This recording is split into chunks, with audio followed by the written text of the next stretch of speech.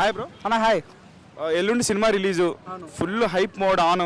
AP Telangana overall India ఏంటి box office రికార్డులు? అంటే రామ్ చరణ్ సినిమా వచ్చి 5 ఏళ్ళు అవుతుంది, సోలో మూవీ. 7 ఇయర్సా? ఓకే. ఆయన కొడితే ఎలా ఉంటుంది అనేది మగధీర, రంగస్థలం ఇవన్నీ చూసాం సోలో మూవీస్.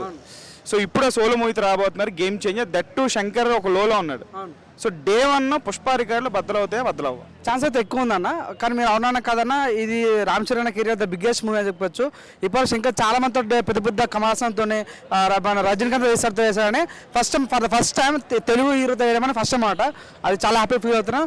ఏంటంటే ఫస్ట్ డే క్వశ్చన్ తన ఫస్ట్ టాక్ మాత్రం పాజిటివ్ రివ్యూ వస్తే మాత్రం పుష్ప కాదు కదా దంగల్ రికార్డ్ కూడా కొట్టే ఛాన్స్ ఎక్కువ ఉంది. అంటే first day first talk review మాత్రం పాజిటివ్ వస్తే మాత్రం ఎవరు ఆపలేడన్న.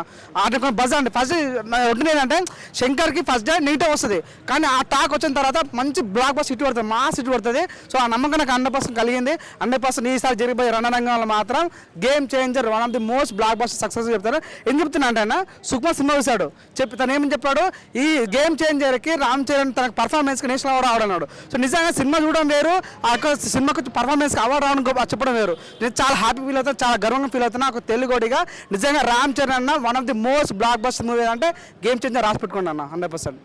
Thank you.